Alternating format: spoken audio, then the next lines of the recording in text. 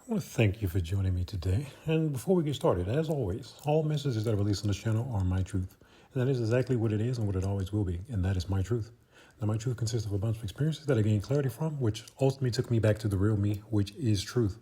Now, when I try to convince you that my truth is the gospel, however, my truth is the gospel for me. That does not make it the gospel for you, nor will I ever try to make it the gospel for you. By me being on this platform, I am simply placing breadcrumbs on a path that I've already walked. Now, you find yourself on a similar path and you resonate with said breadcrumbs and you say, you know what, I like that. I want to follow that. And that's cool. If not, that is cool as well. My purpose is to assist those who are ready to get out of their own way. So let's get right into it.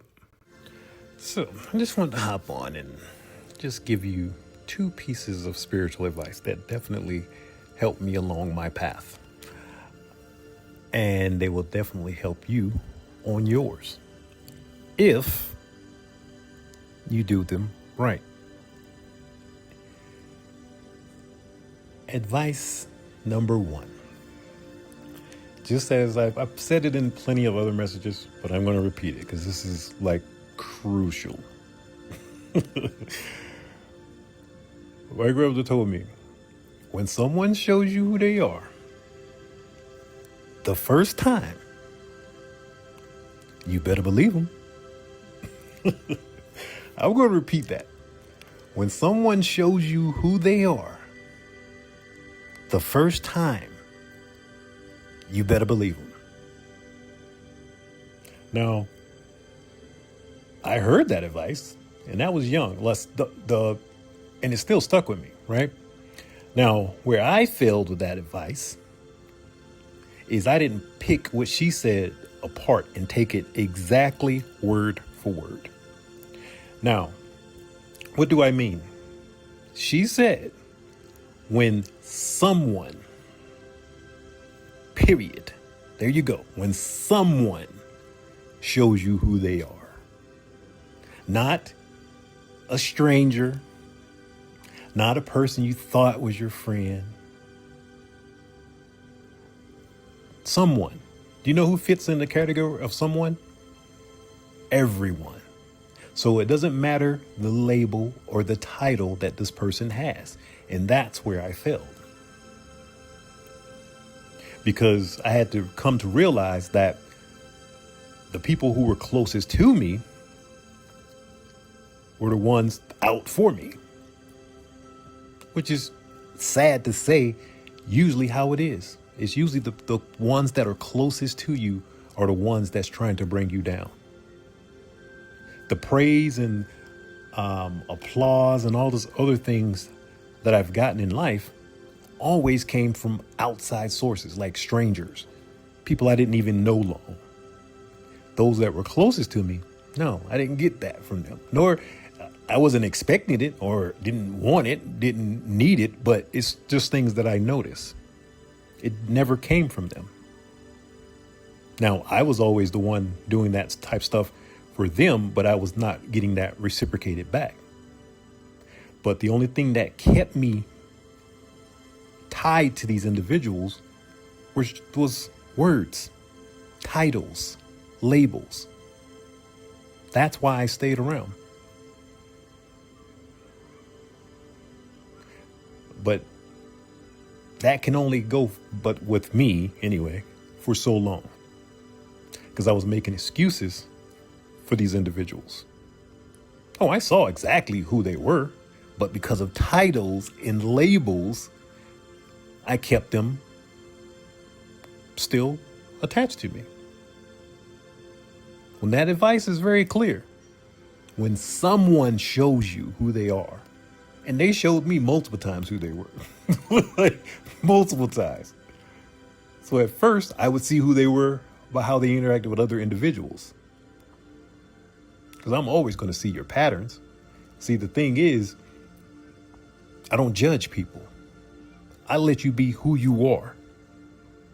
But see, my mindset was, if I'm treating you right, why on earth would this person ever do anything against me? Like, they know they have a reliable friend. Why would you want to jeopardize? That was just my thought process. But other people don't think like that.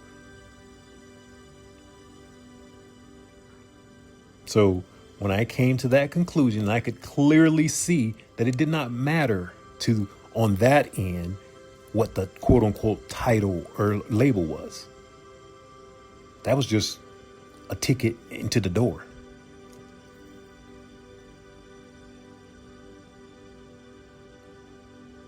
So don't make the same mistake that I did. Don't stay in situations that are not serving you. If you can clearly see that this person is not for you, why are you still there? If you can clearly see that this person is doing things to other people, if they're not doing it to you behind your back, they will get to you eventually. As soon as their options run low on whatever they got going on with somebody else and you are prime picking, I don't care what the title is, you would be on that chopping block as well. Because what I came to realize is, just like the Bible says, we're not battling flesh and blood. These are entities that are in these individuals.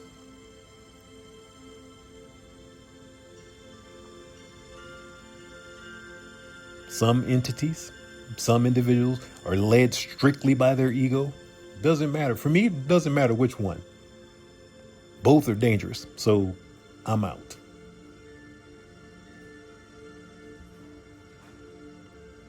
So protect your energy, because I can guarantee you that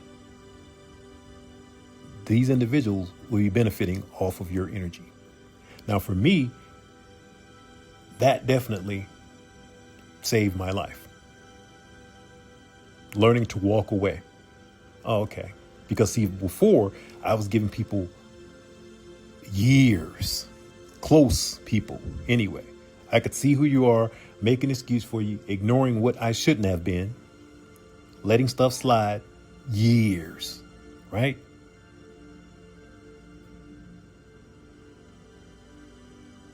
But then that time ran out. Because I got tired of making excuses. Like it was obvious who they were. So I had to walk away. Which leads me directly to number 2. Build a connection with the divine, with God, the universe, your higher self, whatever you want to call it, whatever word appeals more to you. Because trust and believe, it's just a word. Because at the end of the day, it's a presence, it's an energy source. And there's only one source. So build that connection with source.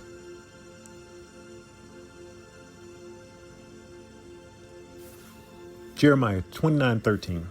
You will seek me and find me when you seek me with all your heart. 100% true. I said it before in another message that when I got on my path, well, right before I got on my path, I was researching all kinds of things on marketing, dropship, everything that was hot at that moment, basically to make money, because I had these multi-million dollar aspirations, right? So I was looking at what was going to make me money. And during this time is when I started to get on the journey, right? And that's when I came across scripture, seek the kingdom first and all will be added unto you. And I was like, well, all right, let's see. But the key part of this is just as in Jeremiah 29:13, the end part of that, with all your heart. You can't do this half-ass. The divine does not want half of your attention. The divine does not want skepticism in your heart. You know, people go to church just in case there's heaven and hell. Strictly, that's the reason why they go. Just in case.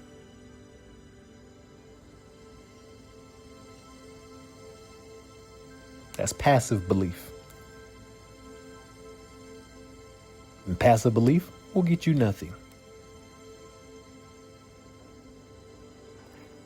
The divine is going to connect with those who are all in, fully, not half-ass, fully. James 4:8, draw near to God and he will draw near to you.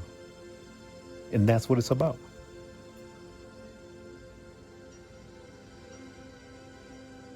It's all about going back to God.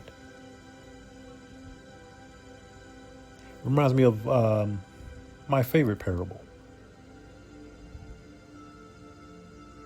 the prodigal son.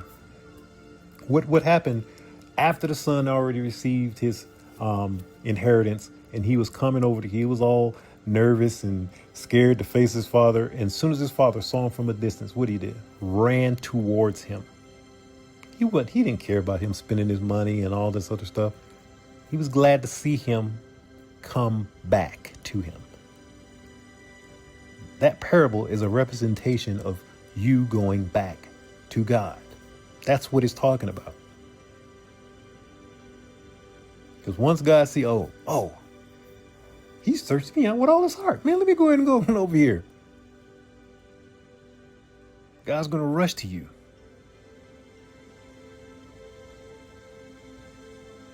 The Bible tells you everything that you need to know. What does it say? I'm going to judge you by your heart. Telling you everything you need to know. So, just like Jeremiah 29:13, if you're not seeking with all of your heart, you're not going to find.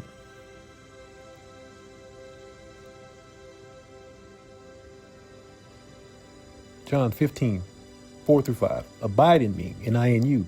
Apart from me, you can do nothing.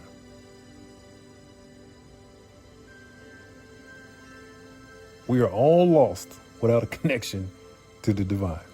You're lost.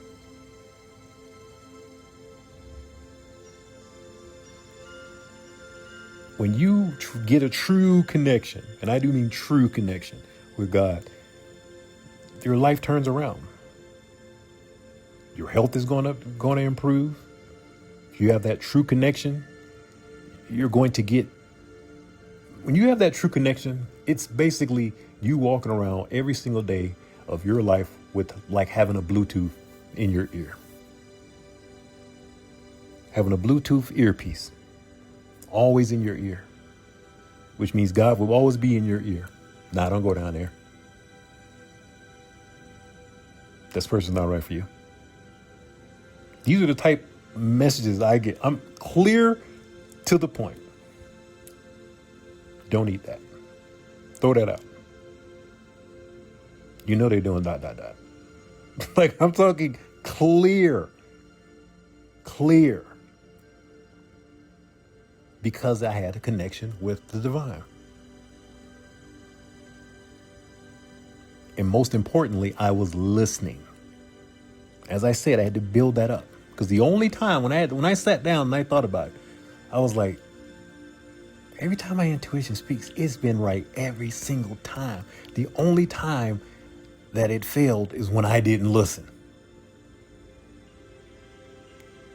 I was like, you know what? I'm going to listen every time now. Then I said it out loud.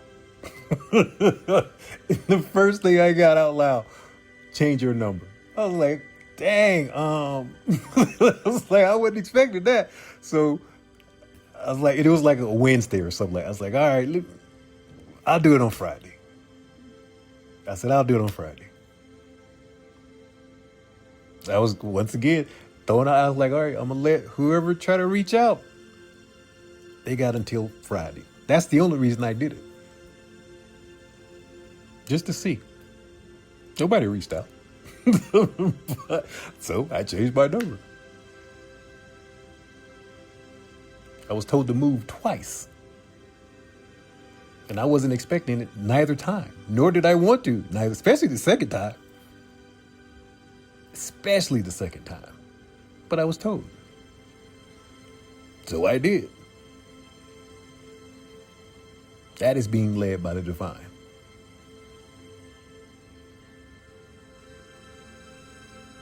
I don't question anything now. It's just, all right.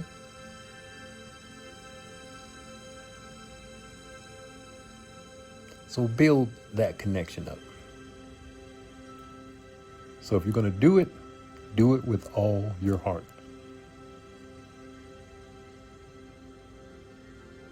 Now, once again, they're hearing these messages. I need you to understand God is in everything, including your heart. So you can't fake it. You can't.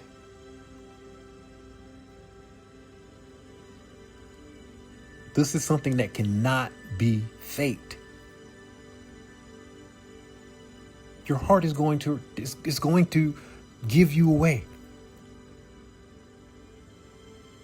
So why not do it right? And I'm going to leave it there. And if you get anything out of this message, I ask you to like, subscribe, and I will definitely check you in the next one.